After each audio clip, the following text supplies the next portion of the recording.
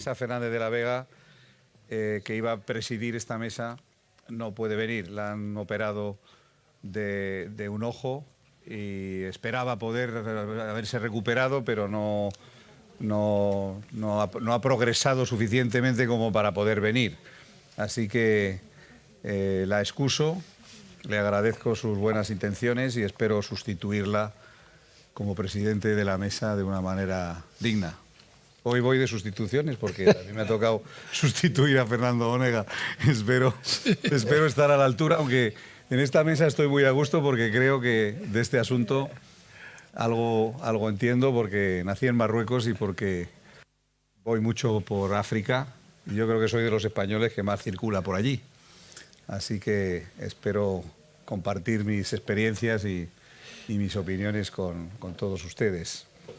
Me acompañan el embajador Rafael Espotorno, que no tiene necesidad alguna de presentación, fue jefe de la Casa de Su Majestad el Rey durante muchos años y fue uno de los árbitros de la transición de don Juan Carlos a don Felipe. Así que gracias por estar aquí con nosotros. Tiene una muy dilatada experiencia internacional y por lo tanto es un privilegio y una gran satisfacción tenerte con nosotros. Gracias, Rafael.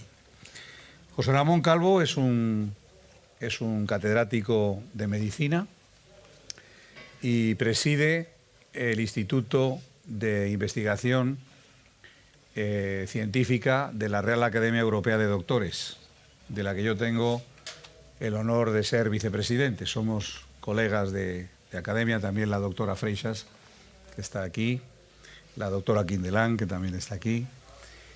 Y bueno, merece la pena también decir que es una academia que tiene 25 premios Nobel en su seno, de los cuales me parece a mí que 24 son amigos de José Ramón Calvo. Y es un personaje peculiar, muy conocido. No sé cómo no te dan el premio Nobel, porque con tantos amigos Nobel ya deberían habértelo dado. Estamos aquí para hablar de África.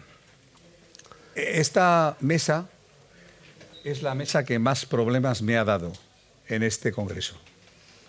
¿Será fruto de una casualidad? Ya tiene un subtítulo, que se lo puse yo, que era algo así como la asignatura pendiente.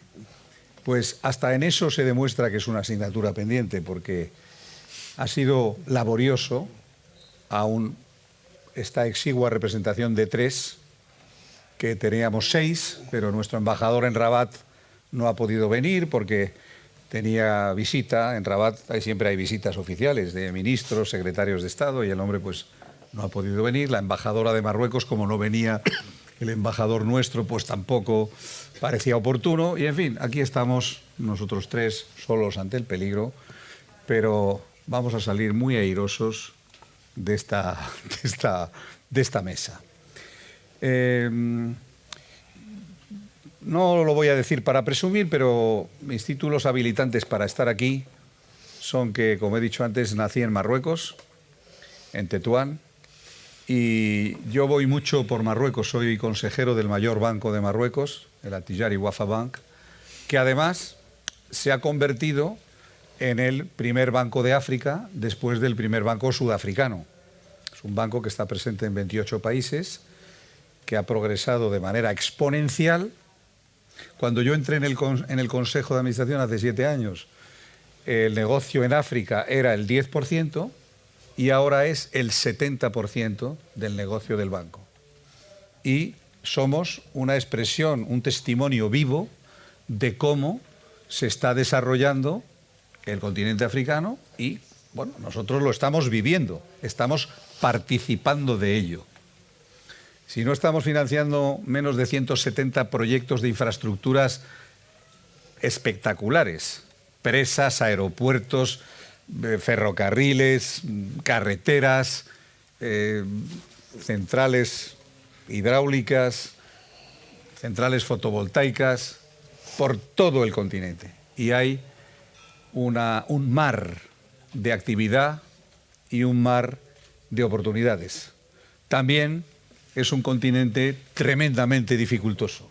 los que veo que hay varios embajadores de España aquí, que agradezco mucho vuestra presencia, que pueden dar testimonio porque saben de las dificultades que tienen bueno, pues, gestionar las relaciones y los asuntos con los países africanos. Voy a darle la palabra enseguida al embajador Espotorno, que va a hacer una visión global de nuestras relaciones con África, siempre asignatura pendiente, por más que la complejidad del dossier migratorio esté en primera fila de la agenda europea, en primera fila de la agenda española. Pero, curiosamente y paradójicamente, también estamos a la cola de la inversión internacional en África. España y especialmente la Unión Europea. Yo pongo un ejemplo. Abogué cuando el Next Generation Plan intervine y hablé con Josep Borrell y con todas las autoridades europeas y dije, hombre, habría que hacer una extensión del Next Generation Plan al menos a Marruecos, dadas las implicaciones que nosotros tenemos allí. Y bueno, me dijeron que quizás para finales del 2024. De forma manera que todos estos países africanos, incluido Marruecos, han tenido que sobrevivir a la pandemia sin este maná de fondos europeos que hemos recibido nosotros, que somos un país en un continente muy afortunado. Pero, por ejemplo, mi banco, sin haber recibido ni un duro, ha obtenido el mejor resultado de su historia el año pasado, gracias a que el continente africano necesita miles y miles y miles de cosas importantes y están dispuestos a pagarlas. Y por lo tanto es un continente de oportunidad.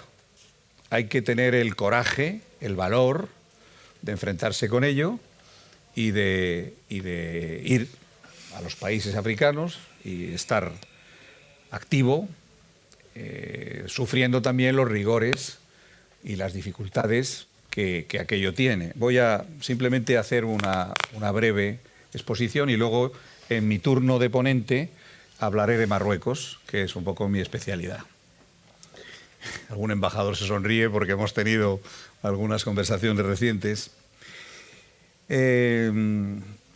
Bueno, a ver, hay una serie de cuestiones que es importante que recordemos para saber dónde estamos. Y voy a hablar mucho de los aspectos financieros, no solo por estar en un banco y entender de ello, sino porque son cruciales, son determinantes. Factores financieros y energéticos son determinantes para el desarrollo de cualquier cosa, y por supuesto lo son para el desarrollo de África, y eso está lleno de dificultades y de oportunidades. Un primer elemento que hay que saber: el continente africano está netamente dominado por China, neta y superlativamente. Y la presencia china es muy importante, es masiva y no discrimina. Igual da Gabón que Chad, que Costa de Marfil, da lo mismo. Ellos han desarrollado una política de penetración en África muy fuerte, muy potente, y han puesto muchísimo dinero por delante. Con mejor o peor fortuna, pero lo han puesto. Pero lo han puesto también utilizando un vacío que los europeos y los norteamericanos les hemos dejado. Les hemos servido en bandeja todo un continente del que nos hemos replegado. Ahora parece que se habla, todo el embajador Espotorno lo desarrollará mejor que yo, parece que se habla de un interés por volver. Pero muchas de las grandes posiciones ya están ocupadas. Muchas de las obras de infraestructuras que se han hecho han sido financiadas y son operadas por compañías chinas. Y hay muchos acuerdos estratégicos entre un montón de países africanos y China. Esa es una realidad que tenemos que conocer. Bueno, del incremento demográfico y de la salud va a hablar el profesor Calvo. Y es cierto que las finanzas africanas tienen grandes limitaciones. Primero, tienen unos mercados de capitales muy débiles. Y son muy débiles porque es el continente del mundo donde todavía hay más empresas públicas. Y no han habido prácticamente privatizaciones, porque el poder político y el poder económico se concentran en las mismas manos. Y la suma del uno más el otro suele dar como consecuencia también una expansión importante de la corrupción, porque no hay contrapesos, no hay sector privado que se contrapone a un sector público, no hay grandes colaboraciones público-privadas y allí hay mucho poder establecido en cada país y los presidentes sentados encima de sus grandes compañías. Claro, si no hay privatizaciones, pues hay concentración de poder, hay corrupción y hay un mercado de capitales raquítico y muy pocas oportunidades de inversión. Sería muy interesante invertir en las grandes compañías eléctricas de los grandes países africanos, en las grandes compañías de telecomunicaciones, en las grandes compañías energéticas de toda naturaleza y condición, pero esto es así de pequeño. Y es un discurso que metabolizan mal, porque cada vez que les hablas de esto, ven que les quieres quitar una parcela importantísima de su poder. Y de todas esas corrupciones que también, de manera generalizada, hay que, de alguna manera, sortear en el continente africano. No hay que engañarse. Eso es algo que se está corrigiendo, se hacen esfuerzos, hay avances, pero es uno de los continentes más difíciles para operar en el mundo por esta razón, ¿no? Por lo tanto, pues hay muy poca movilización del ahorro doméstico, hay muy poca canalización de flujos financieros, hay una altísima volatilidad de las divisas y es un poco trágico pues cuando uno se pone a invertir en un país africano y te dan una divisa del país como contrapartida de tu inversión que luego te vuelve con una minusvalía del 50, del 60, del 70% y que por mucho que ganes en la operación pierdes en el cambio, ¿no? Entonces, el continente africano necesita una estabilización financiera. Y ahora voy a decir algo que inspira mucho respeto y a alguno le inspirará temor. Esa estabilización financiera va a venir por China. Y yo creo que va a haber una renminbidización de África. Bueno, tiene también su lógica.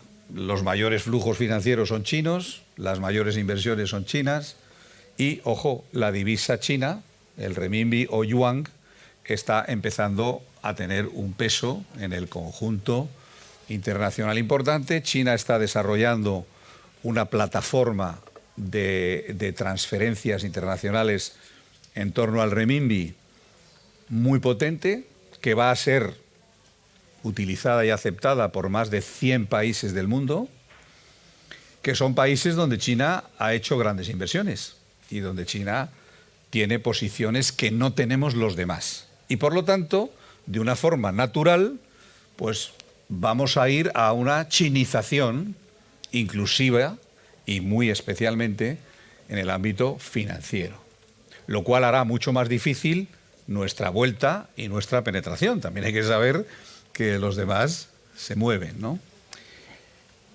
De forma y manera que, y también enlazo con algo que se estará comentando en otras mesas, ese hostigamiento a los flujos financieros filochinos en el mundo, cuyo adalid fue Trump, en mi opinión ha dado un resultado catastrófico. Ha dado un resultado catastrófico porque ha obligado a China a intentar replegarse sobre sí misma y ahora fortalecerse sobre la base de todas sus plataformas de inversión financiera en el mundo. Y antes podía Estados Unidos tocar una campanilla y decir: a todo el que se adhiera a la plataforma financiera de los chinos lo voy a sancionar, pero ahora ya no va a poder ser, porque incluso será fatal para nosotros mismos. De modo y manera que vamos a ir asistiendo a este alargamiento de las finanzas chinas, y el renminbi está destinado a tener un peso específico. Hoy representa en torno a un 6% del comercio mundial, que es poco, pero es que el euro es el 8%. No sé si lo sabían ustedes. El resto es el dólar. Claro, también eso explica cómo los americanos quieren mantener un control a ultranza sobre los flujos financieros, con todo esto del compliance, en lo cual tienen mucha razón, porque es la lucha contra la corrupción y entonces... Pero bueno, esto daría para una conferencia de varias horas, pero yo ya lo dejo aquí. Es un primer signo distintivo. Termino diciendo que hay una nueva dinámica en África, con un nuevo centro importante, neurálgico, de los negocios en África, que es Dubái. Es verdad que esto de Oriente Medio nunca se identifica con África, pero es muy África.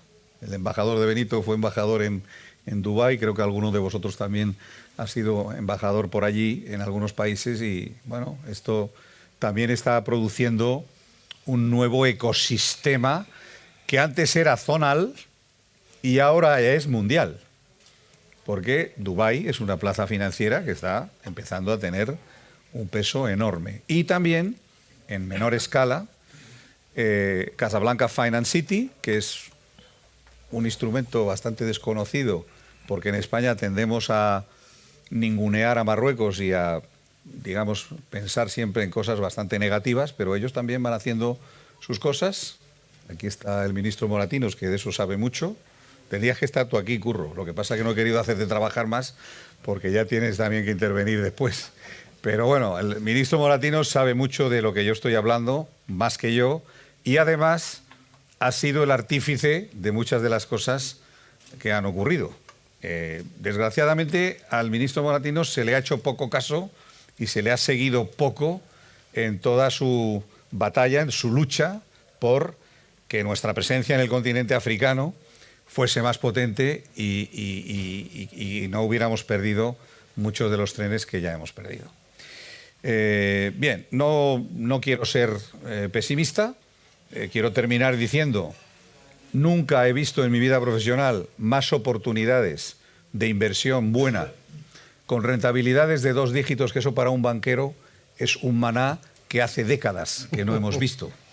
Rentabilidades de 2 dígitos son las que se obtienen en las operaciones, las grandes operaciones en África. Y por lo tanto merece mucho la pena invertir allí, porque además lo necesitan y porque en eso va su desarrollo. Y por lo tanto, oportunidades hay, muchas oportunidades, y van a haber muchas oportunidades. Espero y confío que la Unión Europea haga un plan verdaderamente importante para África, por la cuenta que nos trae y porque será la única manera verdadera y estructural de evitar el problema migratorio o de paliarlo en alguna manera, Dicho todo lo cual, le voy a ceder la palabra a Rafael Espotorno para que nos dé sus opiniones. Muchas gracias.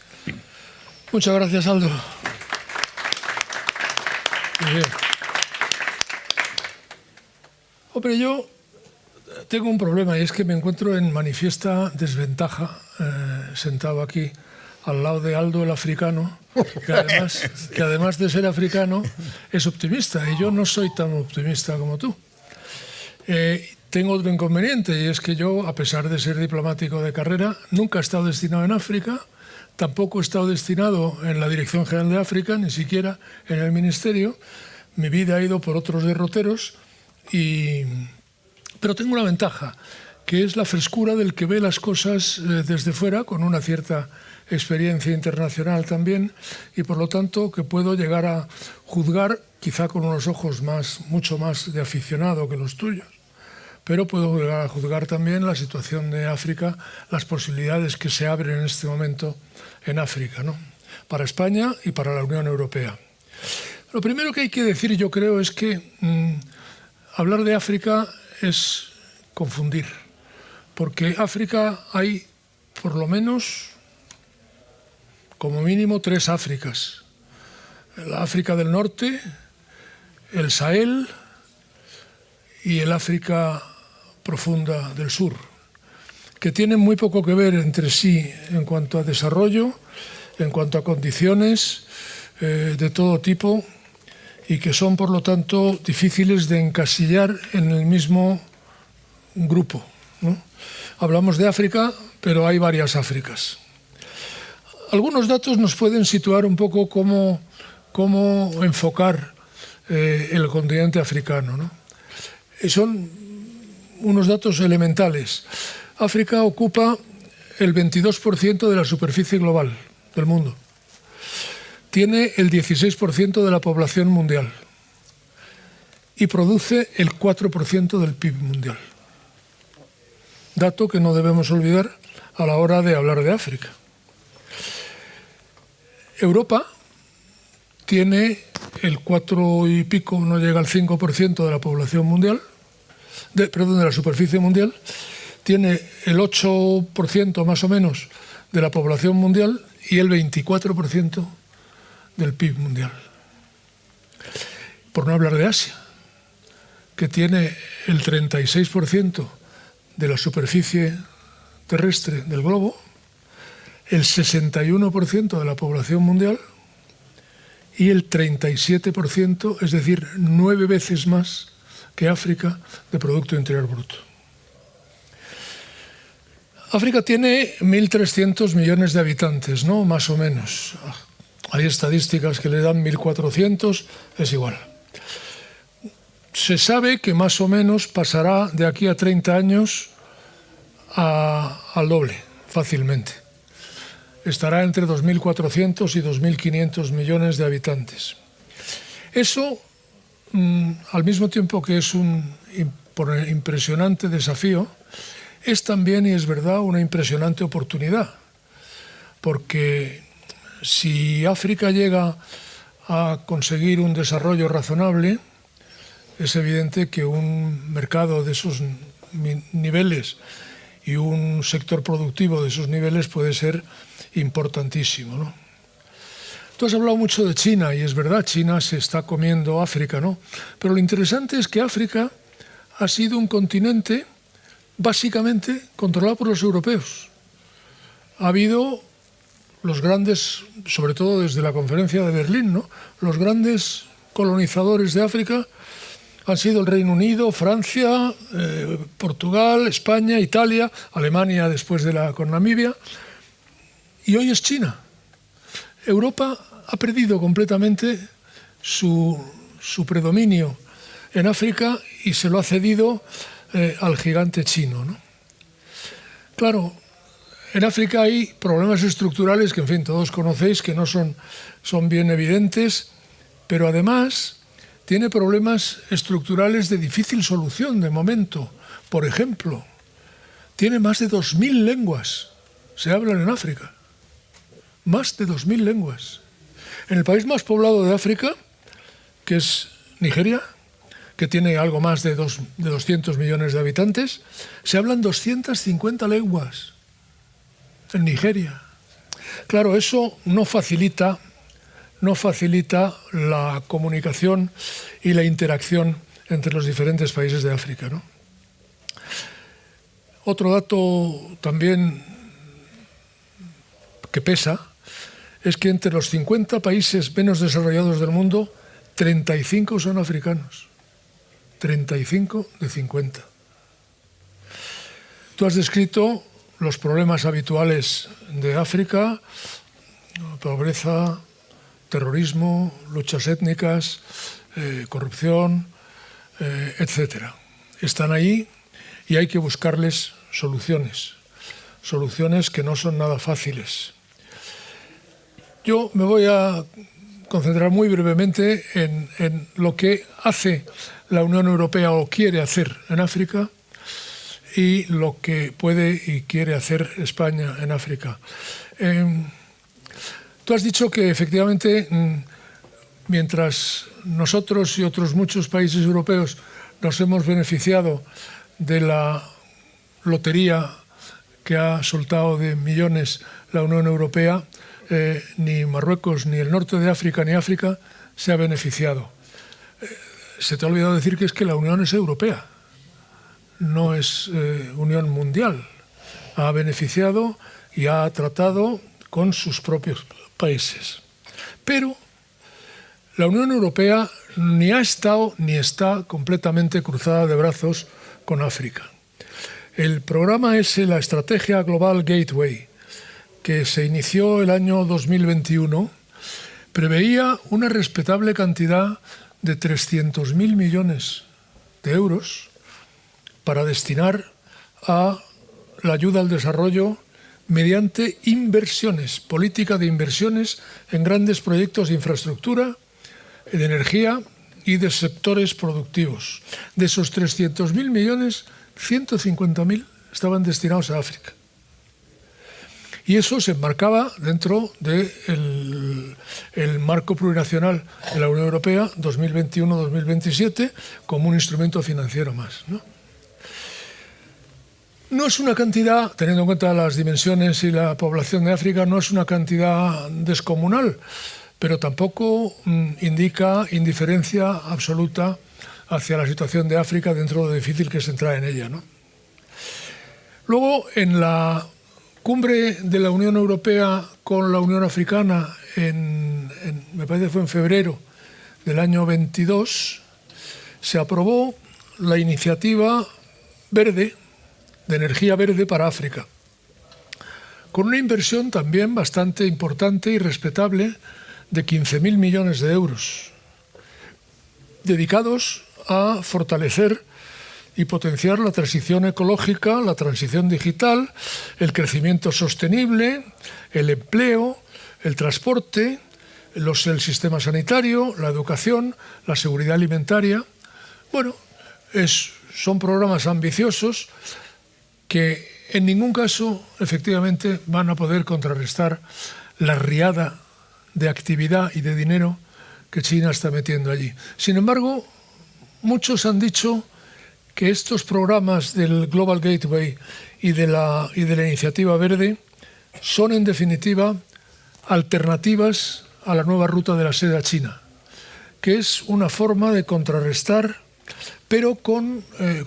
la actividad china, pero con lo que no tiene la acción china en África, que es transparencia, buena gobernanza y buscando la creación de valor añadido local, cosa que no es el caso en principio de China. Hay un proyecto africano para africanos que increíblemente ha prosperado muy poquito desde que nació, que es el proyecto llamado de la Muralla Verde, ¿no?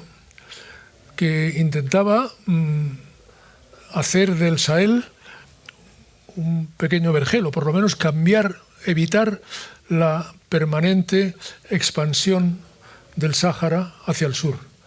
Es un proyecto del año 2007.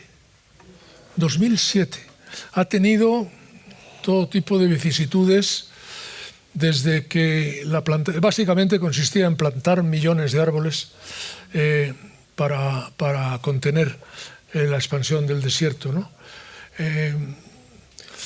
Hay zonas de las replantadas o de las plantadas en donde el 80% de los árboles plantados se han muerto antes de un mes. Se pretendía restaurar 100 millones de hectáreas. Yo no sé en este momento en qué ha quedado ese programa. Sé que se le dio la bienvenida como un programa hecho por africanos y para africanos, no con ayuda ni de la Unión Europea ni de nadie, ni de China. No sé en qué ha quedado, pero sí sé que lleva desde el año 2007 dándole vueltas al asunto sin que haya llegado a... Es una extensión espectacular, porque son África de este a oeste, en su zona central, la zona del Sahel, y son 8.000 kilómetros de largo y 15 kilómetros de la franja de ancho, repoblada de árboles para cortar el avance del Sáhara. Bueno, lo menciono porque es quizá el más importante proyecto afroafricano para África que se ha hecho. Nosotros, como europeos, además del desarrollo de África en la medida de lo posible, tenemos que concentrarnos en dos temas que nos afectan mucho. Uno es el terrorismo y otro es las migraciones. Ambos están también conectados con el desarrollo económico, claro, porque en función de una mejora en los niveles de vida y desarrollo del africano medio, influirán también en la lenta modificación de los flujos migratorios y la lenta desaparición del terrorismo. Pero, por ejemplo, en el índice global de terrorismo de este año, del año 2023, entre los 10 países más castigados por el terrorismo hay 5 africanos. Burkina Faso, Somalia, Mali, Nigeria y Níger. Actúan, los grupos son bien conocidos, los grupos que actúan a su aire en una y otra zona, desde el propio Magreb Islámico, el Al-Qaeda del Magreb Islámico, hasta el Daesh, en Somalia el Al-Shabaab, que está haciendo estragos, y en Nigeria los famosos Boko Haram, que son verdaderamente destructores de todo, ¿no? La zona en la que el terrorismo ha crecido en África ha aumentado considerablemente. Cubre ahora básicamente, efectivamente, el Sahel, el norte de Mozambique. Nigeria es un país muy golpeado por el terrorismo, Somalia y la zona del lago Chad, que evidentemente está particularmente golpeada por eso. La Unión Europea se inventó esta cosa tan bonita de la estrategia de las 3Ds, ¿no? Defensa, desarrollo y diplomacia. La defensa ha funcionado muy bien en la medida en que los países europeos y los Estados Unidos venden armas a África, todas las que se quiera, y rearman muchos de sus ejércitos. La diplomacia ha funcionado menos bien, y el desarrollo, pues ya hemos visto que se hacen esfuerzos, pero nada comparable a lo que están haciendo los chinos. ¿Qué ha pasado con todo eso? Pues que, como dijo el propio Macron, esto ha sido la salida de Francia, de Mali y de Burkina Faso, ha supuesto el fin de la que llaman France-Afrique, ¿no? Se acabó. Nosotros nos retiramos, hemos fracasado, o lo parece. ¿Y quién ha ocupado su puesto? Pues no ha sido China en eso, es Rusia la que ocupa su puesto. Rusia y los chicos de Wagner, los que van zurrando en Ucrania todo lo que pueden. Con lo cual, verdaderamente, la retirada de Europa, por un lado, desde el punto de vista económico, en beneficio de China, y desde el punto de vista militar, en beneficio de Rusia, es para hacérselo mirar y para pensarlo, porque es una cosa inquietante. En cuanto a las migraciones, pues ya, ¿qué voy a contar que no sepáis todos, ¿no? ¿Cuál es la situación? Simplemente decir que hay un dato que quizá se conoce menos de lo que la realidad demuestra, y es que las migraciones en África, en su 80%, son interafricanas. Los africanos emigran a África, básicamente. Hay un 20% que efectivamente emigra fuera y que viene claramente a Europa, ¿no? Pero el fundamental elemento es los movimientos internos entre los propios países africanos. Y luego hay un dato que no podemos olvidar nosotros como españoles, y es que somos la frontera exterior de la Unión Europea y esa frontera da justamente con África, ¿no? Con lo cual nos afecta mucho. Ahora hablaremos de España y África, pero en cuanto a la Unión Europea, desde la catástrofe migratoria del año más o menos 2015, la cumbre aquella de La Valeta decidió la creación de un fondo fiduciario de emergencia para África, por 5 años, creo que fueron 2015, que fue cuando se aprobó, hasta el 2020, que preveía la inversión de 5.000 millones de euros, que la verdad es que no es que sea una gran cantidad, para abordar las causas profundas, decía el proyecto del Fondo Fiduciario para abordar las causas profundas de la migración irregular y los desplazamientos de personas dentro de África. La realidad es que si coges las opiniones de quienes se ocupan de verdad de los problemas migratorios en África, tantas organizaciones no gubernamentales y agencias varias y demás, este plan ha sido muy criticado porque se ha centrado mucho más en la gestión de la migración que en mejorar el paro juvenil, la educación, la sanidad y contener así la inmigración. Se ha fijado en los controles fronterizos, que es lo que realmente le preocupa al europeo, y la gestión de la inmigración. Y claro, no es el objetivo que hubieran deseado los africanos recibir, ¿no? Luego, en el año 2021, esa política cambió un poquito y de ser una política, como digo, para protegerse básicamente de la inmigración, en el año 2021 se aprobó el llamado nuevo instrumento de vecindad, desarrollo y cooperación entre la Unión Europea con África, ¿no? Ahí ya el presupuesto es otra cosa. Este sustituye al fondo fiduciario, que ha muerto ya por tiempo, ¿no? Y el presupuesto son 80.000 millones de euros. Hombre, para combatir la migración, 80.000 millones de euros, ya estamos hablando de otra cosa, más seria, ¿no? Pero, una vez más, volvemos a lo mismo. Las grandes críticas a este nuevo instrumento de vecindad vienen de que la Unión Europea lo ha hecho con enfoque de condicionalidad. En la medida en que sea usted bueno y controle usted sus migraciones y como país tercero coopere con nosotros, le irán soltando fondos por parte de la Unión Europea. Mientras no sea así, bueno, ya veremos a ver qué hacemos con esos fondos, ¿no? Bueno, en el caso de esto, la Unión Europea, dicho así rápidamente, en el caso de España, su panorama general es que yo creo que el título de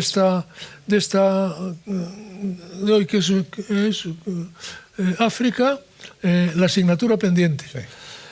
Yo creo que viene siendo nuestra asignatura pendiente desde hace muchísimos años, un poco al modelo en que se decía de Brasil que era el país del futuro, ¿no? Y que siempre sería el país del futuro. Pues también estamos hablando de África como la gran oportunidad, pero la gran asignatura pendiente. El caso es que hoy, en África, que tiene, no sé si son 54 o 55 países, España tiene 26 embajadas. 26 embajadas. Menos de la mitad de los países tienen embajadas, residentes. Dices, hombre, nuestros intereses son limitados, sí, de acuerdo, pero países que pueden equipararse razonablemente a nosotros, Italia tiene 30, Francia tiene 48, Alemania tiene 44, el Reino Unido tiene 42. Nosotros tenemos más consulados que nadie porque tenemos 7 consulados o 6 en Marruecos, claro. Y eso hace que lo tengamos, ¿no? Pero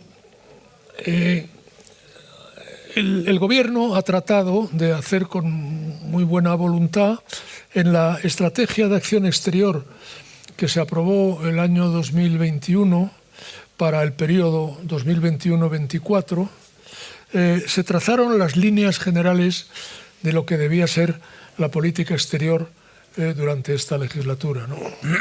En África se diseñaron 2 instrumentos, básicamente uno, cuyo resultado es difícil de saber en este momento porque yo no he conseguido averiguar cuál es la efectividad práctica del llamado Tercer Plan África, ¿no? Que es así como se denomina el que se aprobó en el año 2019. Tenía objetivos más que dignos y decentes. 4 grandes objetivos: la paz y la seguridad, el desarrollo sostenible, crecimiento económico, fortalecimiento institucional como tercer pilar y la movilidad ordenada, regular y segura, es decir, ordenar las migraciones. Y se establecieron una serie de principios de actuación que también parecen perfectamente razonables, de diferenciación entre países. Como he dicho antes, África es muy diferente una de otra, y aquí se diferencia entre países, regiones, materias que se pueden abordar y enfoques de dar a cada cosa, ¿no? Y desde una perspectiva, básicamente, como intenta hacer en muchos terrenos la política exterior española, de multilateralismo. Y con esto que está ahora tan de actualidad, que es el enfoque de género. Y todo ello enmarcado dentro de la unidad de acción exterior, que debe ser el principio que debe regir la política exterior.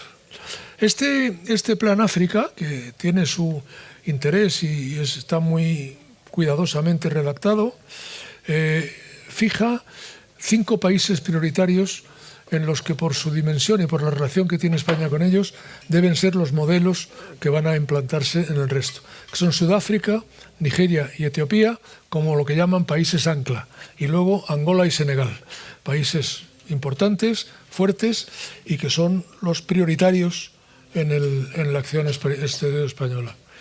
Y 5 socios preferentes, que son Ghana, Kenia, Mozambique, Costa de Marfil y Tanzania.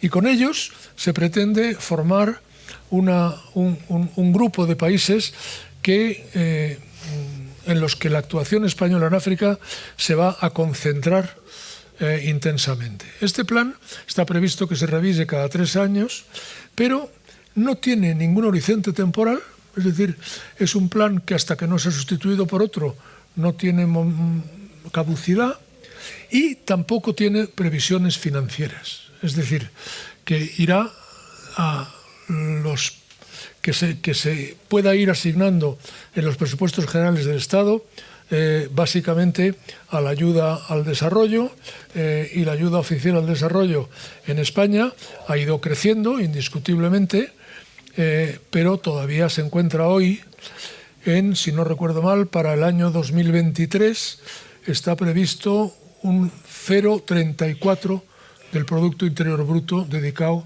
a ayuda oficial al desarrollo. Y está previsto que se haga eso, pero la ayuda oficial al desarrollo en el año 2023, fijada en los presupuestos, es de 0,28. Hasta llegar al 0,7%, que es a lo que se aspira, pues queda todavía mucho recorrido. Y en fin, me queda hablar un poquito de Marruecos, pero el que tú sabes de Marruecos eres tú, y por lo tanto yo no digo ya nada, ni de Marruecos, ni del Sáhara Occidental, ni de nada de esto. Me callo, que ya hablo bastante. Muchas gracias. Muy bien. Antes de pasarle la palabra al doctor Calvo, y apostillando un poco lo que se ha dicho, sí quiero transmitirles cuáles son las causas técnicas por las cuales es complicado que la inversión norteamericana o europea vaya masivamente a África. Tenemos en la capa superior un problema de índole política. Nosotros no metabolizamos bien con el ejercicio de la política de esos países, que son pues algunos dictaduras, otros no son democracias como las nuestras. Ya nos ocurre frecuentemente con nuestros vecinos del sur, que Marruecos no es una democracia, que si no sé cuánto. Claro, tenemos una cierta tendencia a mirarlo con nuestro caleidoscopio, pero es que aplicarle nuestro caleidoscopio a esos países y exigirles esos estándares de democracia es no conocerlos, es una misión imposible, no puede ser. Tiene que ser algo que se gradualice. A eso se le ha sumado los requisitos de compliance, de gobernanza, que tenemos que cumplir los agentes económicos occidentales y que son muy estrictos en nuestros países. El cumplimiento normativo, la lucha contra la corrupción, todos los estándares de cumplimiento, que ya son una obsesión para desarrollar negocios incluso entre nosotros mismos, que ya generan muchas dificultades. Nos lamentamos en los bancos de que el cumplimiento normativo es asfixiante.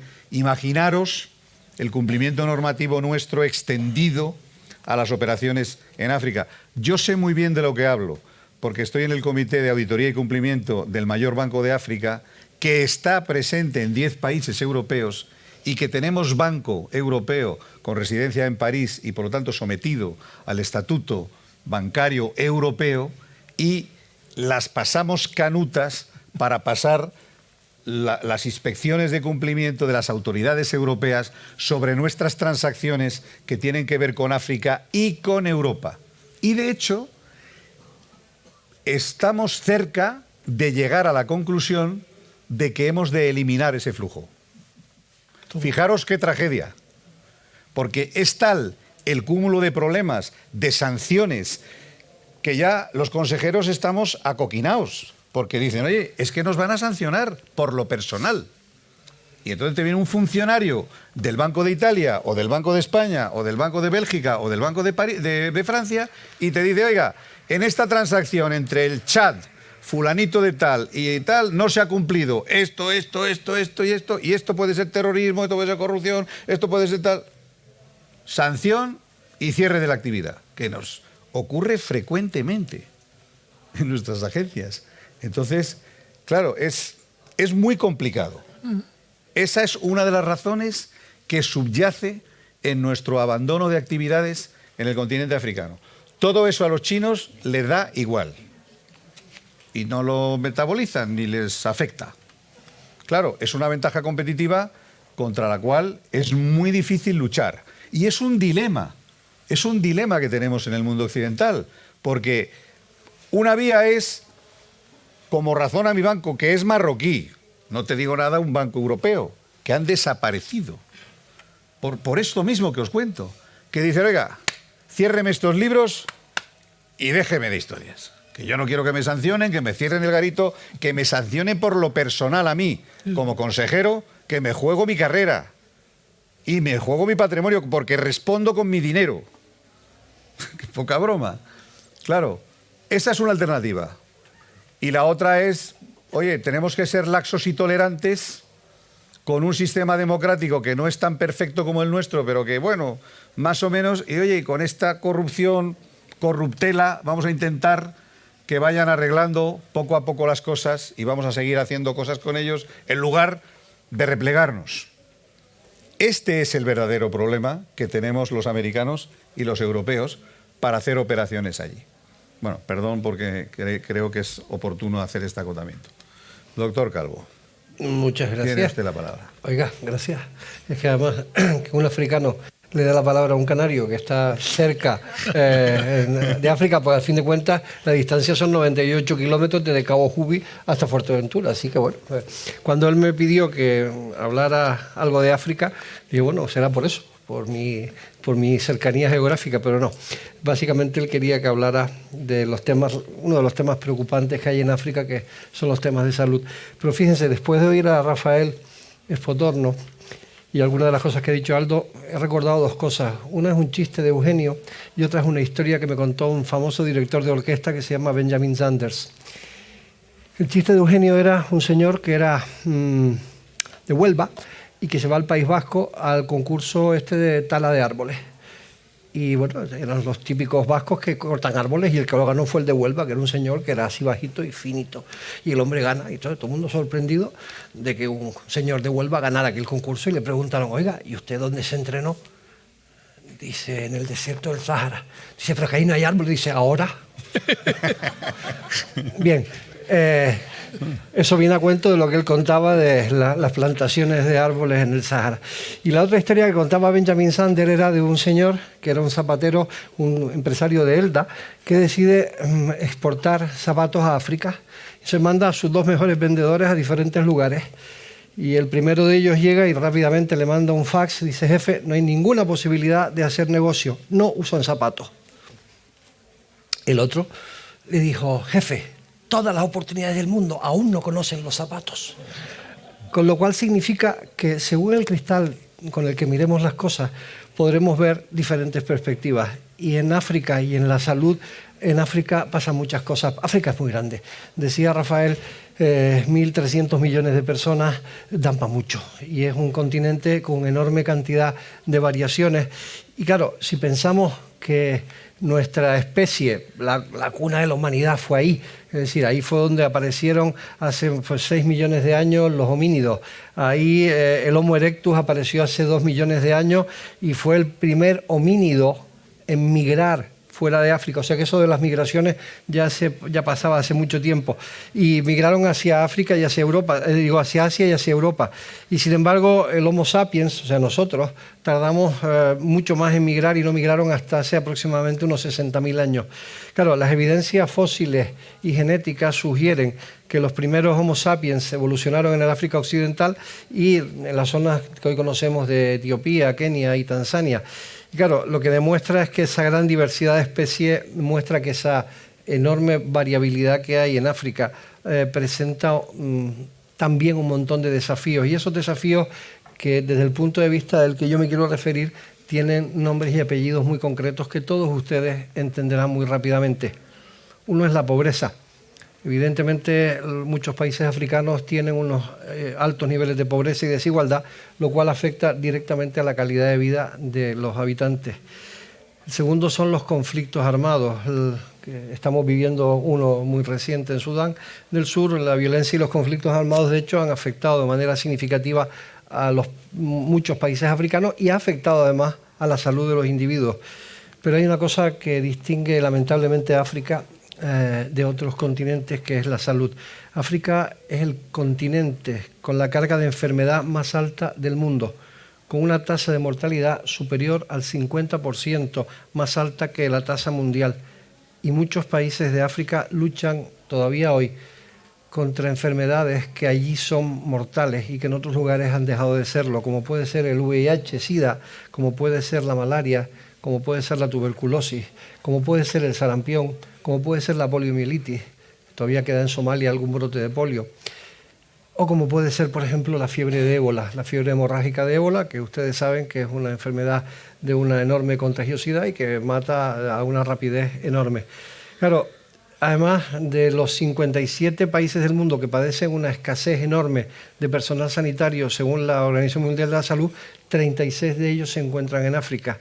Claro, África posee 0,21 profesionales médicos por cada 1.000 habitantes. Y claro, África tiene además menos del 1,5% de trabajadores sanitarios cualificados, con lo cual, teniendo en cuenta que registra un 25% de la carga de enfermedades globales, ustedes entenderán que es fácil darse cuenta de cuáles son las dificultades que allí nos encontramos y en unos minutos les hablaré de eso. Hay otro problema, aparte de los temas de salud, que también son muy trascendentes en África, que es el acceso a la educación. Aunque se han hecho avances muy significativos en ese sentido, pero muchos niños y niñas aún no tienen la posibilidad de recibir una educación, no ya de calidad, sino ni siquiera de educación, porque hay una serie de factores que lo condicionan. Y eso, sobre todo, se ha visto en determinados momentos durante la pandemia global de la COVID-19, que afectó de una manera diferente a según qué sitios y que en determinados países de África se cebó de manera significativa. Obviamente tenemos otro tema que afecta a la salud y afecta a la economía, que es el cambio climático, y África es uno de los continentes más afectados por el cambio climático, sequías, inundaciones y desastres naturales. Aquí ya se ha hablado de la corrupción, se ha hablado de la migración, con lo cual no me voy a centrar en eso. Y hay una cosa muy importante, y es que nosotros que venimos de un sistema, digo España, un sistema de cobertura, digamos, universal de la salud, pensemos que en África prácticamente el 100% de los países africanos la sanidad es de pago y la prevención es muy tardía o muy deficiente y por tanto los tratamientos y diagnósticos se retrasan y a veces se convierten en una fuente de mortalidad muy alta. Claro, Si a eso le sumamos un factor que no es despreciable y que ha sido analizado por la OMS, que es la corrupción hospitalaria, el hecho de que tengas que pagar determinadas cantidades para obtener determinados medicamentos en función de el dinero que puedas dar o no dar en un momento determinado. Entonces, claro, ahí nos damos cuenta que en función del lugar donde nacemos vamos a determinar la salud que vamos a tener. Y claro, África se ha enfrentado históricamente a muchísimos desafíos, incluyendo pues esas enfermedades de las que les he dicho.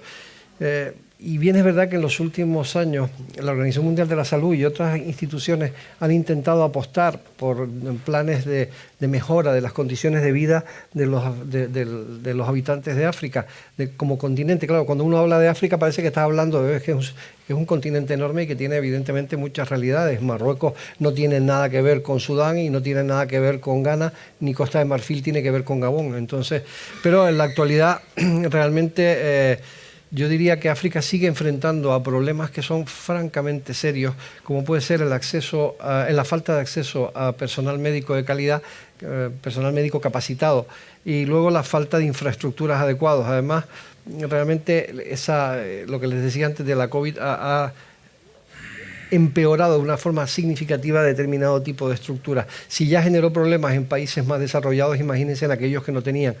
Piensen ustedes una cosa, la esperanza de vida al nacer en África en general, después hablaré de países concretos, es de 64 años. Aquí estamos casi en los 80.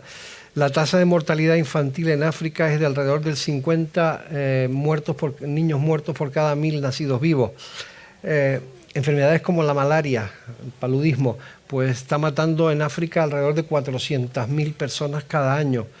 La pandemia de COVID, por ejemplo, afectó de una forma absolutamente desproporcionada al continente africano, con más de 7 millones de casos y más de 180.000 muertos reportados hasta la fecha, sabiendo además que esos reportes son subreportes, es decir, estoy seguro que los datos que hay son mucho mayores. Con respecto al SIDA, el SIDA fue el gran azote de las enfermedades en África. O sea, África fue el continente donde nace el SIDA, el VIH como virus nace en África, en algún lugar, digamos, de las selvas del Congo, y luego migra hacia Haití y hacia los Estados Unidos y ahí se disemina. Pero es que en África, por ejemplo, hay más de 14 millones de personas que han muerto por VIH-Sida a lo largo de estos años, desde el comienzo del siglo XXI. Pero claro, hay otro tipo de enfermedades, lo que le llaman las enfermedades tropicales desatendidas, muchas causadas por un vector, que es el mosquito. Ahí tenemos, por ejemplo, hay una enfermedad que se ha empezado a hablar en Europa de ella, que es el chikungunya. El chikungunya es una enfermedad que significa en el lenguaje suajili el hombre que vive doblado. ¿Por qué? Porque el dolor es tan brutal que no se pueden incorporar. Entonces eso significa chikungunya en suajili. Y claro, hay un problema también que yo no me resisto a comentar, que es el problema de la salud reproductiva. O sea, África tiene unos enormes problemas relacionados con la salud reproductiva y eso tiene que ver por un lado con la mortalidad materna. O sea, la tasa de mortalidad materna en África es de las más altas del mundo. Es 50 veces más alta la posibilidad de que una mujer digamos, embarazada muera en África que en muchos otros lugares del mundo. Y eso se debe a complicaciones durante el parto y además a la falta de atención médica de calidad. Por supuesto, la planificación familiar. Allí además hay toda una serie de dificultades y de problemas relacionados con la cultura local y con las dificultades que hay para hacer llegar informaciones científicamente correctas que puedan ser adaptadas y adoptadas por las diferentes culturas africanas. Luego, obviamente, se producen abortos inseguros e ilegales de una forma absolutamente disparatada en muchos países africanos, lo cual incrementa de una manera importante las tasas de mortalidad materna y fetal. Las enfermedades de transmisión sexual en África son una plaga enorme. Básicamente enfermedades que la sífilis, la gonorrea, la clamidia, aparte del VIH que ya mencioné, pero claro, son muy frecuentes, entre otras cosas, porque no hay ninguna educación sexual ni educación para la salud aplicada que pueda al menos evitar eso. Los adolescentes sufren enormes cantidades de patologías que tienen que ver además algunas de ellas con esas enfermedades que les digo, otras tienen que ver con la violencia sexual y otras tienen que ver con una tasa absolutamente disparatada de embarazos infantos juveniles. Las tasas de embarazo de adolescentes en África son prácticamente las más altas de cualquier otro lugar del mundo. Según un informe del United Nations Fund for Population, la tasa media de embarazo en adolescentes en África Occidental es de 115 nacimientos por cada 1000 mujeres de menos de 18 años, frente a los 65 de América Latina y el Caribe, 45 del sudeste asiático y 7 de Asia Oriental. Y si nos vamos al África subsahariana, la tasa es de 200 nacimientos por cada 1000 mujeres, la más elevada del mundo. Entonces, claro, ahí tenemos, además, y hay un problema que yo creo que es muy importante también en África, que es el problema relacionado con la mutilación genital femenina. O sea, lo que se llama la MFG, la prevalencia de la mutilación genital femenina en África, en países donde se sigue practicando, aunque hay muchos, porque, por ejemplo, en Marruecos, que uno supondría que no la hay, sí la hay en algunos lugares, digamos, remotos y rurales. Pero, por ejemplo, los países más identificados donde sigue practicándose de manera habitual son Somalia, Guinea, Djibouti, Sierra Leone y Mali. Y realmente esa es una de las campañas que UNICEF y UNESCO y otras organizaciones, la Organización Mundial de la Salud, han intentado erradicar. Todavía sigue siendo una lacra y una violación clarísima de los derechos humanos de las mujeres africanas. No solo por la violencia que se ejerce sobre sus cuerpos, sino además, sobre todo, porque las consecuencias que tiene para su futuro reproductivo son enormes. Entonces, yo creo que ese es un tema, digamos, importante, y a mí, que he dedicado una parte muy significativa de mi vida a la educación para la salud, me gustaría hacer un hincapié, como última parte de esta intervención mía primera, en un tema, y es que en África hay una carencia enorme de educación sanitaria, de educación en general, pero educación sanitaria en particular, y por supuesto una falta importante de infraestructura. Y esos planes África de los que se hablaban y de los que se hablan muchas veces no contemplan esas opciones. Yo creo que ninguna persona de ningún país debería tener miedo a enfermar por no poder pagar la atención médica que merece y la educación que debía recibir.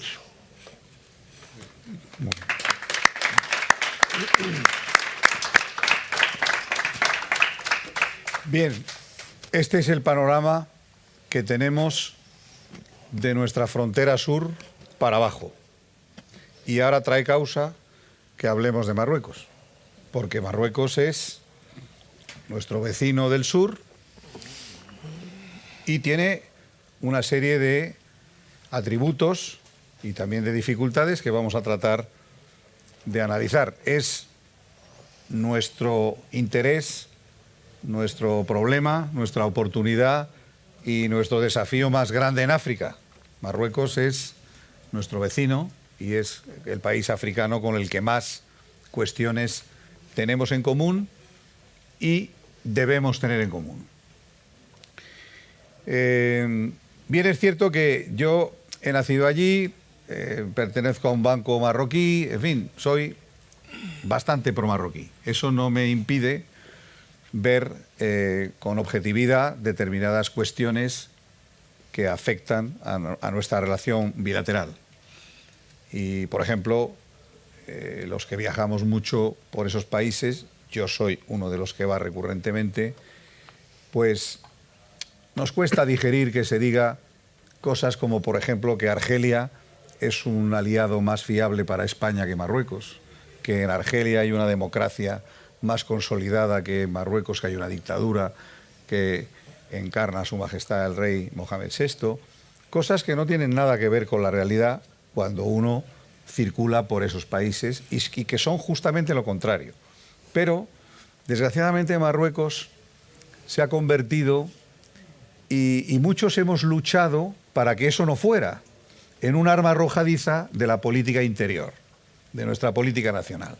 En lugar de ser una gran cuestión de Estado, propia de nuestra política exterior y todos a una en esa política con nuestro vecino del sur. Y uno pues se sorprende, y lo menciono porque lo hemos vivido en este último año, desde el último acuerdo del gobierno español sobre el Sáhara, con el cual yo estoy de acuerdo y ahora voy a tratar de explicar mi postura. Y bueno, pues nos hemos visto también con media España diciendo que eso es una barbaridad y utilizando todo tipo de argumentos, en mi opinión, muy equivocados y muchos de ellos falsos y falaces para desacreditar la posición del gobierno de España, de nuestro gobierno. Yo no sé a quién votará cada uno de ustedes y yo a quién votaré, pero el caso es que es el gobierno de España, de nuestro país, que ha tomado una decisión que, en mi opinión, vuelvo a repetir, ha sido una decisión bien tomada. ¿Por qué? Primero porque Marruecos es el auténtico y único dique de contención que tenemos contra la inmigración africana. Esto los representantes diplomáticos que hay aquí lo saben perfectamente. Es, repito, es el único y el más eficaz dique de contención contra la inmigración africana, lo cual ya por sí mismo es un valor importante.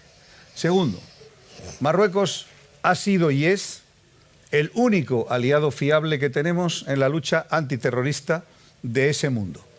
En ese mundo islámico, donde nosotros no, como dicen los jóvenes, no nos comemos ni el agujero del donuts, pues los marroquíes nos ayudan.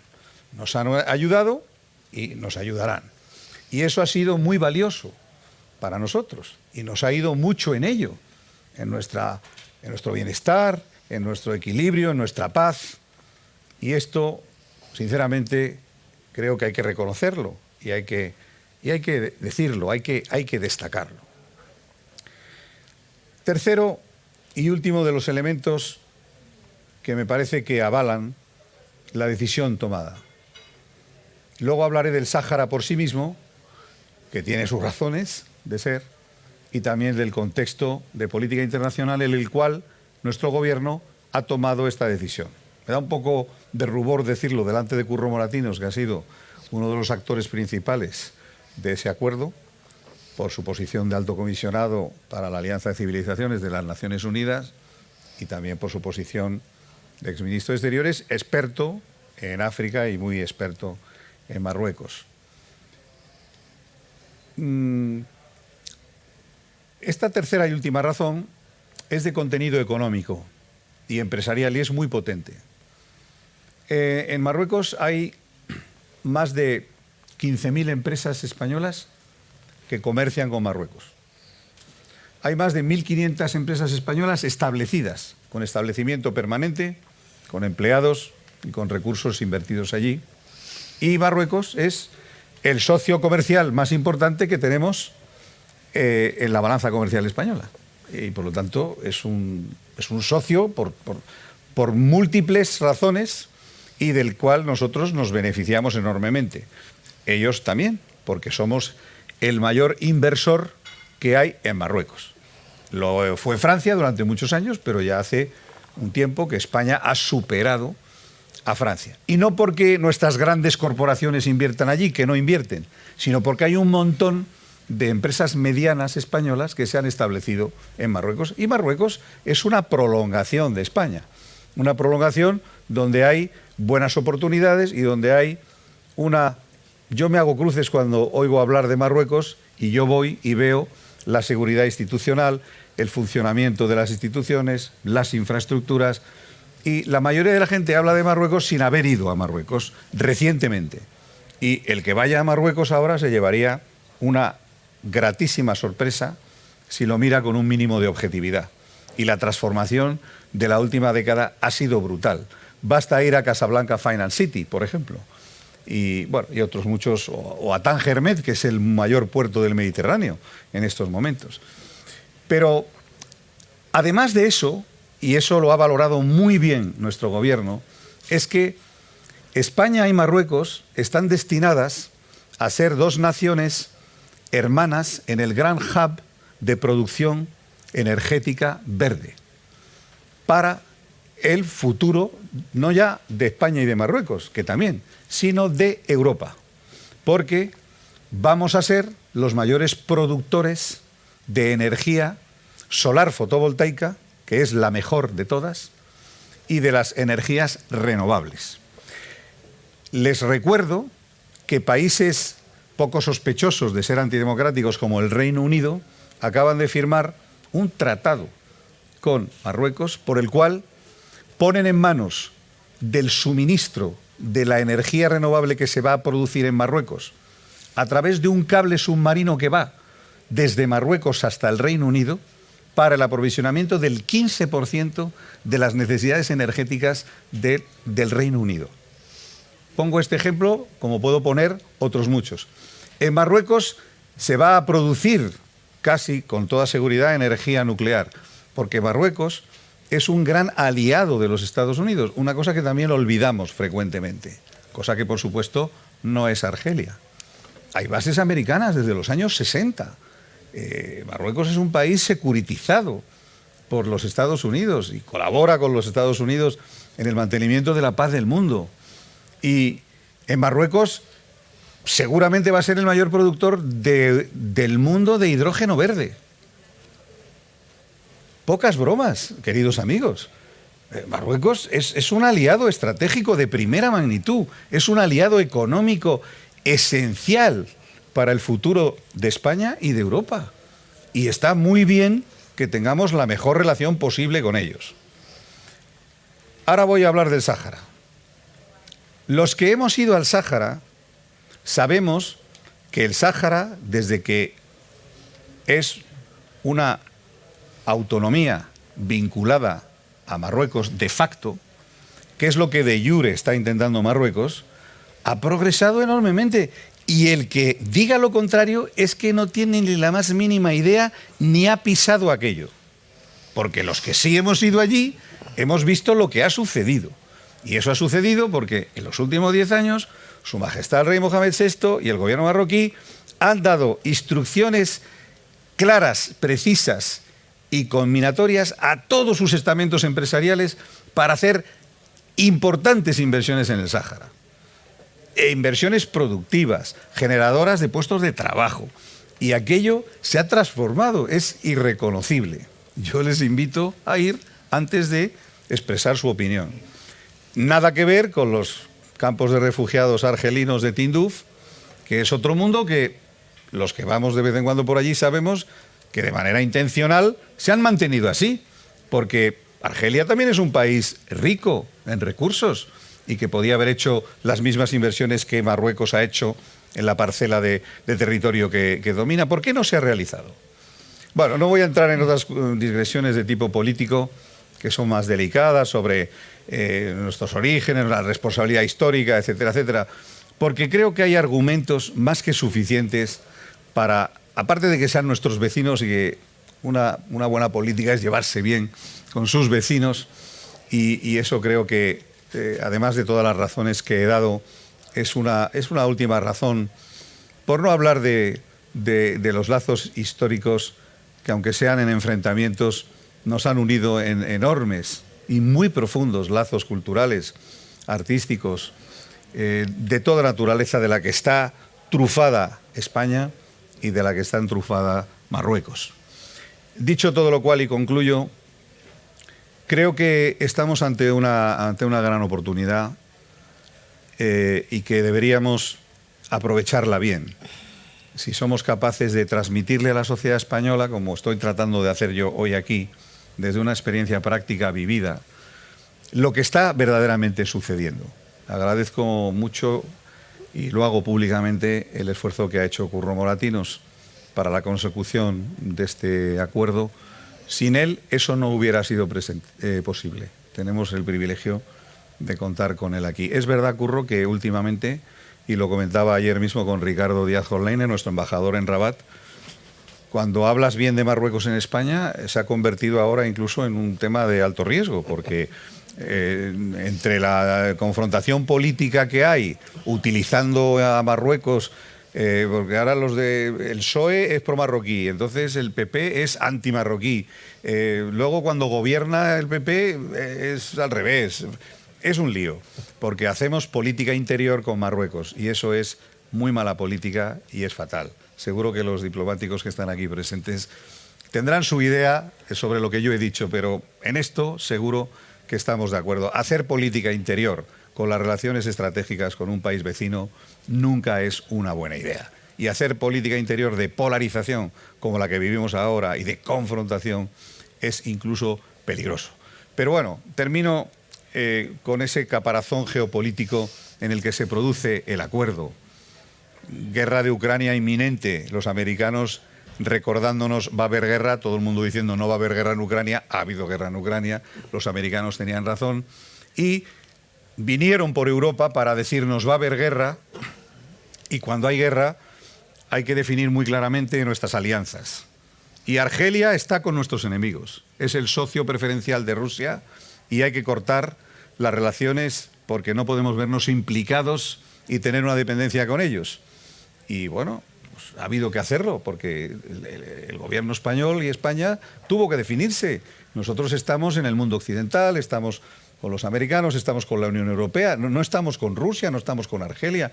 Es falso de toda falsedad decir que España tiene una dependencia del gas argelino. Nosotros, gracias a Dios, lo he dicho esta mañana y lo repito por segunda vez, tenemos un mix energético que no tiene ningún país de Europa. Gracias a Dios tenemos la mayor parte en energía renovable, tenemos energía nuclear, el 50% de la producción de Endesa, que es nuestro gran campeón nacional, son provenientes de centrales nucleares, a ver si nos enteramos. Y el gas es marginal para nosotros, no diré que no sea nada. Y el gas de Argelia, afortunadamente, ya está por debajo del 15% de nuestro consumo energético. Y ojalá que pronto sea el cero, porque no hay nada peor que tener un socio que te suministre algo estratégico, que se comporte como Rusia o que se comporte como Argelia, y que tengamos que oír que son democracias consolidadas y que Marruecos no lo es simple y llanamente falso, además de vergonzoso. Bueno, dicho todo lo cual, yo ya me callo. Perdona, había una cosa que, con respecto a eso, lo de las plantas regasificadoras. España prácticamente es un país que tiene... Bueno, además, en el gas, somos el único país europeo que tiene 7 plantas de regasificación. Y dirán, no, esto es una suerte, el fruto de una casualidad. No, ya, esto es España. Mal que le pese a algunos, esto es lo que se ha hecho en España. Y en energía, lo he hecho esta mañana, lo repito, somos y vamos a ser líderes. Y tenemos una oportunidad espectacular. Y Marruecos es un socio estratégico para eso, esencial. Y bien está que nos hayamos acordado con ellos, incluso en lo del Sáhara. Bueno, perdón, no sé si quieres añadir algo, querido embajador y amigo. Me gustaría. Adelante. Sí. Vamos a ver, yo creo que el tema este es, por supuesto, es especialmente pasional, controvertido y difícil de buscarle el punto medio, ¿no? Aquí nadie está discutiendo que el proceso que se inició el año 75 tras la Marcha Verde y la ocupación de facto del Sáhara Occidental por parte de Marruecos tenga que tener como solución indefectible el famoso referéndum acordado entre las partes. Posiblemente sea una solución que no es fácilmente factible. Esa es la postura de Naciones Unidas, pero Naciones Unidas ha ido matizando poquito a poquito y de manera suave, Curro Moratinos lo sabe mejor que ninguno de nosotros, esa posición inicialmente muy clara en favor de, oiga, esto se arregla con un acuerdo entre las partes que termine en un referéndum. Yo creo que aquí el asunto no es si deberíamos haber concluido el proceso de reflexión de España en su relación con Marruecos y con el Sáhara Occidental en una posición más próxima a la postura de la autonomía marroquí o a la postura del referéndum de los saharauis o a la postura del acuerdo entre las dos partes. Ese acuerdo no existe en ese momento. Y yo creo que lo que se está criticando en España es dos cosas. Primero, tú has dicho que esto es un acuerdo del gobierno. A mí no me consta que haya ningún documento del gobierno que diga que esta es una postura oficial del gobierno español. Hay una carta del jefe del gobierno español al jefe del Estado marroquí diciendo que la solución más realista, factible, etcétera, etcétera, es esa. Carta de la que hemos tenido conocimiento porque su receptor la ha hecho pública, y no hemos tenido la más mínima explicación sobre un cambio que es un cambio histórico, lo miremos como lo miremos, desde el punto de vista de la política exterior de España. España ha defendido desde el día 1 que el acuerdo, que la solución de la autonomía dentro de Marruecos no era la solución ideal, que la solución, que es difícil y en algunos casos se piensa que imposible, que es un acuerdo entre las partes, que los saharauis interpretan como un acuerdo que conduzca a un referéndum donde ellos obtendrían la independencia. Bueno, yo creo que aquí ha habido problemas de forma, problemas de fondo. Estoy de acuerdo en que España tiene que entenderse con Marruecos absolutamente y que tiene que ser un socio estratégico de primera categoría. Pero no conviene que utilicemos argumentos como decir, fíjese qué bien le ha ido al Sáhara desde que el Sáhara es una región autónoma de Marruecos, porque ha crecido, ha mejorado, le ha ido estupendamente. Imagínate que dijéramos lo mismo respecto a Gibraltar y dijéramos la suerte que ha tenido, porque el campo de Gibraltar hay que ver los problemas que tiene, y en cambio en Gibraltar viven como reyes, estupendamente, están estupendamente. Es una razón más que de sobra para que se mantenga en Inglaterra. Esa no es la postura oficial de España, ni lo ha sido nunca, ni lo es, ni creo que lo será.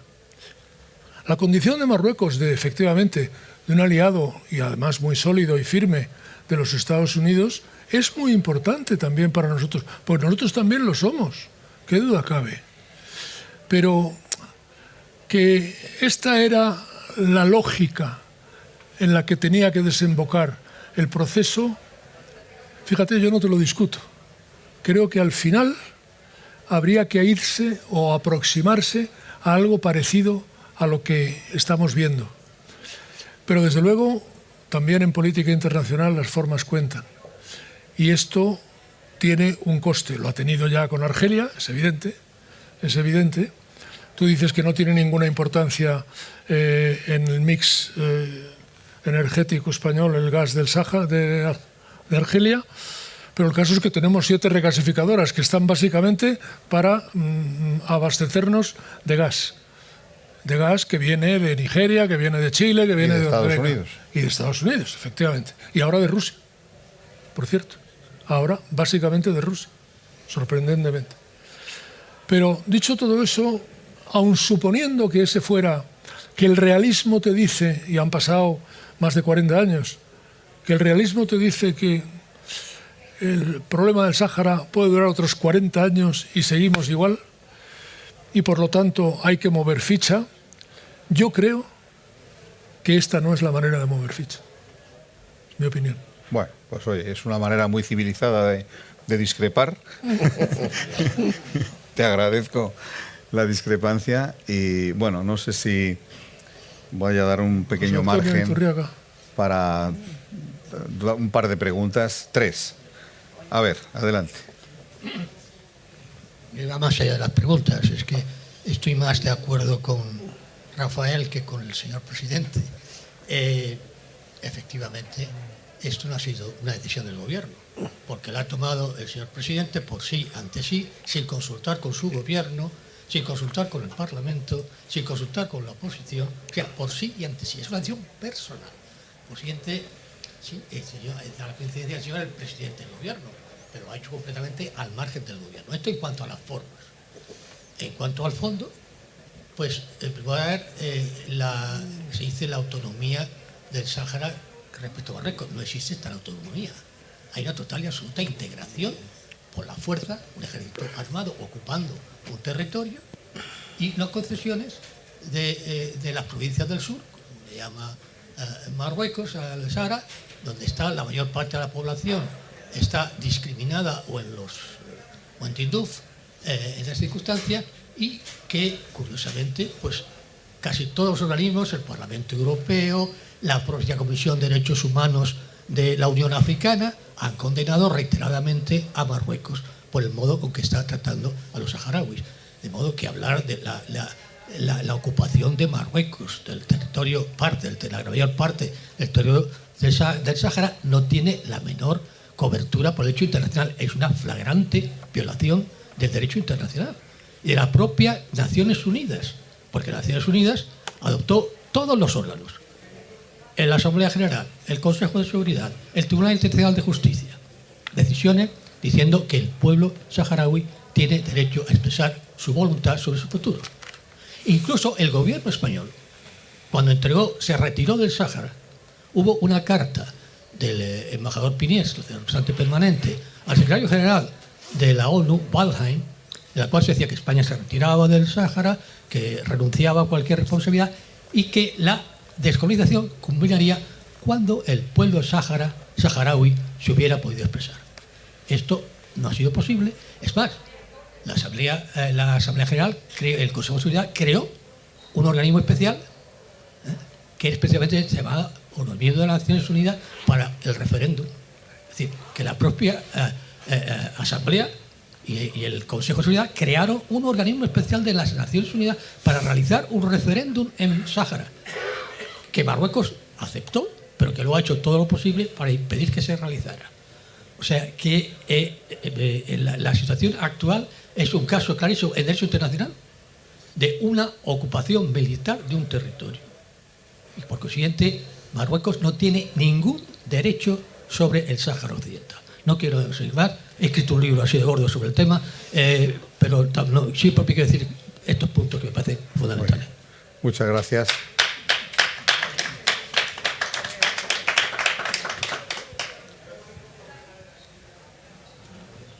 Y luego el señor Moratinos y ya lo dejamos. Abundo en la opinión de este señor que acaba de hablar ahora. Me parece que desde el punto de vista jurídico es absolutamente insostenible la actuación de Marruecos en el Sáhara. Fue personalmente, y me excuso por ser un ciudadano con unos conocimientos comunes delante de personas que tienen muchísimo más conocimiento que yo sobre ese particular, por dar una opinión que indudablemente tiene menos elementos de juicios que los que pueden tener ellos. Pero lo que ocurrió en el año 75 fue una verdadera vergüenza que nos avergüenza a muchos y nos seguirá avergonzando toda la vida. Respecto a la situación de mejora, yo me pregunto si nosotros hubiéramos invadido Portugal y Portugal hubiera mejorado notablemente su situación, los portugueses tendrían que estar encantados de la vida de los que hubiéramos invadido. Pues sospecho que no, porque el problema no es vivir mejor o vivir peor, sino vivir feliz. Y parte de esa felicidad es sentirse uno a gusto consigo mismo. Y en estos momentos los saharauis, tanto los que están en Tinduf como los que están bajo la, como se quiera llamar, de Marruecos, pues no están contentos ninguno de los dos. Que estén económicamente un poco mejor, pues sí. Bueno, pero la economía no justifica los aspectos jurídicos, ni muchísimo menos, y yo creo que eso es una cosa que, por lo menos desde mi punto de vista, queda muy claro. La situación de Marruecos es una situación de atropello tan salvaje o más que la que existe en Palestina. Muchas gracias. Curro Moratinos tiene la palabra. Quisiera decir a eso, en la parte marroquí hay 600.000 personas, en la parte argelina hay 80.000 y yo no conozco ni uno solo que no esté contento con ser una región autónoma de Marruecos. No conozco ninguno. Muchas gracias, Aldo. Gracias por mencionarme en varias ocasiones. Me hubiera encantado estar en el panel, pero ahora tengo otra tarea. Pero te felicito por haber integrado en el programa de este congreso esa nueva mirada a África.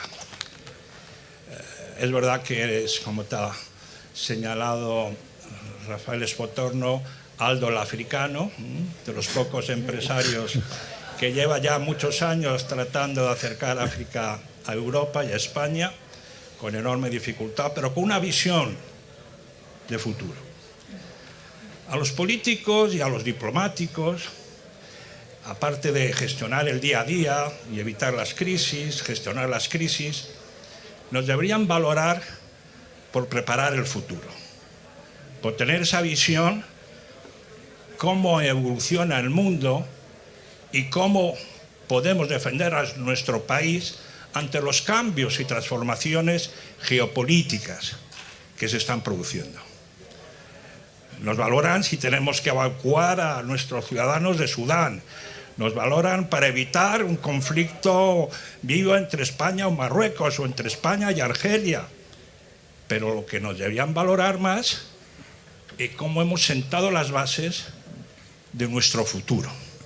Y como tú bien has señalado en tu primera intervención esta mañana, muchas cosas han hecho en España para que hoy día puedas tú decir que el mix energético es de los mejores del mundo y de Europa. Esto no es fruto de la imaginación de un solo día, sino es haber tenido la visión estratégica de apostar por el gas, por las renovables, por las gasificadoras, etcétera, etcétera. Por lo tanto, ¿cuál es la evolución de África? ¿Cuál va a ser el nuevo centro de gravedad geopolítico para Europa? Yo les animo, porque ahora todos estamos en la guerra de Ucrania, mirando al este, y Alemania ha sido el gran país que ha movilizado a Europa y Francia.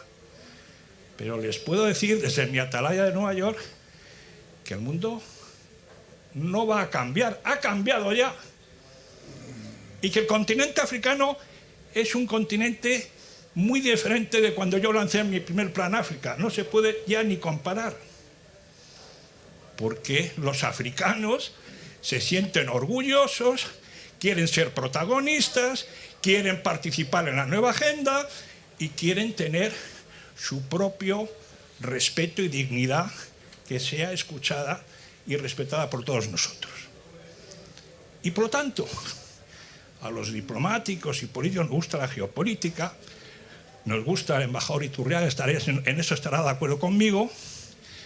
El centro de gravedad, y escúchenme lo que le voy a decir, dentro de 5 o 10 años, no será Berlín, no será Praga, será el eje España-Marruecos. Será la vertical Europa-Mediterráneo-África.